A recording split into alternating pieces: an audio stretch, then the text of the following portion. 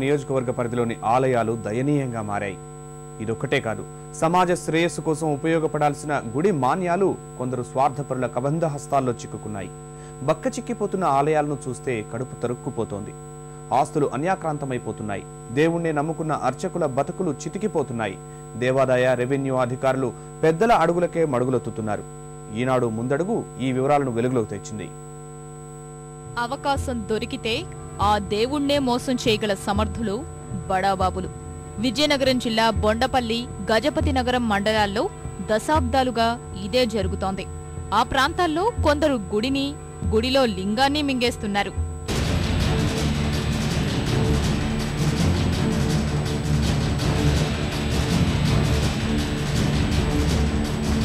బొండపల్లి, గజపతి నగరం మండలాల్లోని వందల ఏళ్ల నాటి ఆలయాలున్నాయి. గజపతి రాజుల హయాం నుంచే వాటి నిర్వహణకు రాజులు భారీగా ఆస్తులు కల్పించారు. రాజులు పోయి ప్రజలే రాజులయ్యాక వాటి మనుగడకే ప్రమాదం ఏర్పడింది. ఆ చారిత్రక ఆలయాల్లో దీపం పెట్టే దిక్కులేదు. ఆ దేవాలయాలన్నీ శిథిలమై హారతి కర్పూరంలా కరిగిపోతున్నా పట్టించుకునే నాథుడు లేడు. ఎన్నాళ్ల నుంచో వస్తున్న ఈ ఆరోపణలపై ఈనాడు ముందడుగు సహస్రం సంధించింది. అందిన సమాచారం ప్రకారం ఇక్కడి ఆలయాలకు ఉన్న భూములు కబ్జా కబంధ హస్తాల్లో ఉన్నాయి. సగం పరుల పాలైపోయాయి. మిగిలిన సగం నిర్వహణ ఎవరి ఇష్టారాజ్యం వారిది.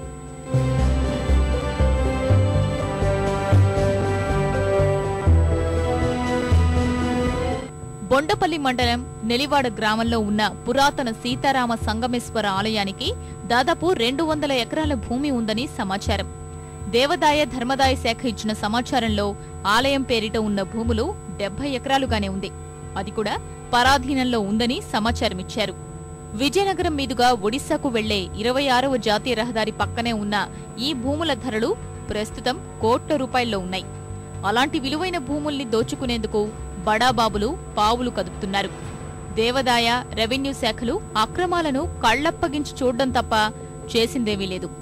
ఆస్తులు అన్యాక్రాంతమై ఆలయాలు వెలవెలబోతున్నాయి. ఇప్పటికే దిగజారిపోతున్న అర్చకుల జీవితాలు మరింత దుర్భరంగా మారాయి. దేవుడితో పాటు పూజారి పస్తులే ఉంటున్నాడు. మరి వారికేది ఉపాధి హామీ?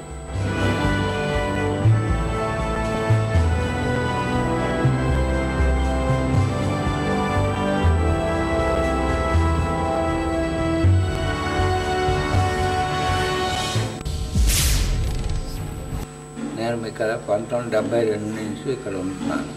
మా 1987 జూన్ నుంచి మాకు జీతాలు రావాలి. ఇప్పటికొచ్చి సేవలు లేదు. ఎండమెంట్ బోర్డు కానీ ఇది గవర్నమెంట్ తరఫున కానీ మాకు జీతాలు ఇవ్వలేదు. ఈ కోవిల్కి దగ్గర 300 ఎకరం ల్యాండ్ ఉంది.